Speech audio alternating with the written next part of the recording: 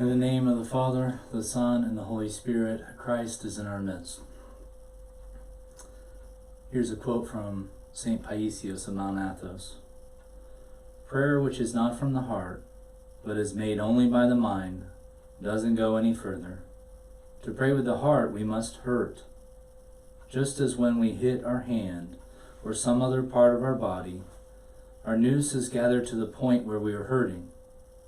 So also for the noose to gather in the heart must hurt.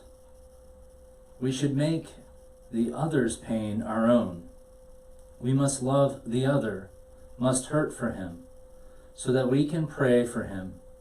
We must come out little by little from our own self and begin to love, to hurt for other people.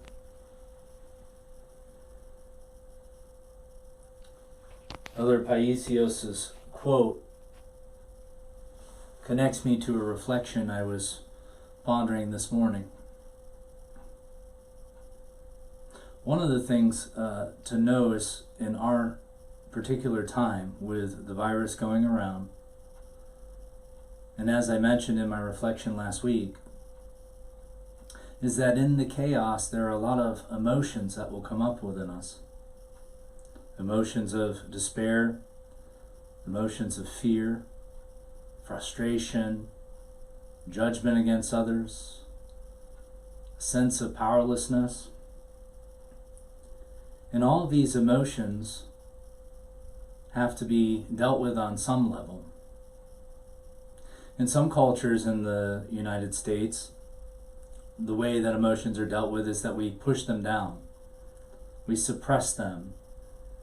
And we make ourselves busy, or we drink alcohol, or maybe take antidepressants to keep these thoughts at bay, suppress them, and to somehow ignore them. Some people, on the other hand, in their suppression,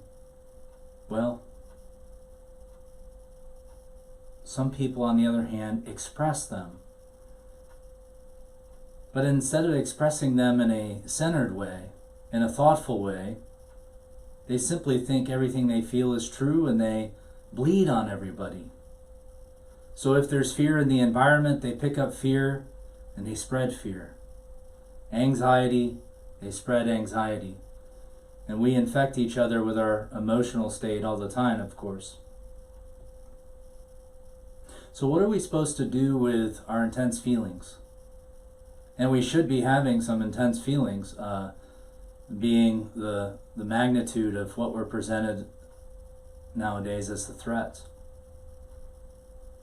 Being made to stay home and quarantine, being told we can't go to our jobs, and people losing their businesses, the fear of the elderly or the young or various groups of people dying. The tax that we talk about this putting upon our medical workers. The fact that this virus is largely invisible, and some of us may be carrying it and spreading it without even knowing. These things elicit deep fears and deep emotions. What are we to do with those? Well, one thing we can do is we can allow those emotions to exist, and we can use them as a springboard to prayer. Elder Paisios talks about gathering ourselves in our heart. And I believe St. Sophrony also mentions this through Elder Zacharias, that when we have pain in one of our limbs, all of our attention gets drawn to the painful place. Well, our emotions can also be like that. If we have strong feelings of fear, instead of spreading the fear or simply pushing it down, we can look at it for what it is. I'm afraid. But instead of simply acknowledging it, we could turn to Christ with it. We could say, Lord, I'm afraid. Lord, help me with my fear. Lord, I feel overwhelmed. Help me. Lord, I feel powerless. You see, these emotional states can also be something that draws our attention. And if you've noticed with some people, when they're in an emotional state, it takes over sometimes their whole being. The only thing we can do with ourselves when we're overtaken with emotion is to redirect ourselves into our hearts, and again to take those very expressive emotions towards and point them towards God in prayer. This might be a basic foundation for connecting with ourselves and connecting with God.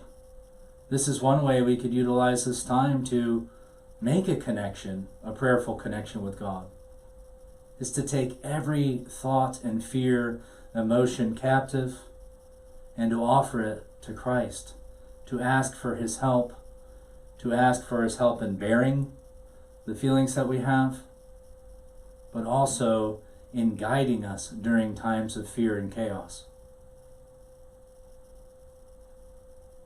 As St. Paisios says, these pains have a way of drawing our attention. Let's not fight the way our attention's drawn, or simply let everything bleed out on other people.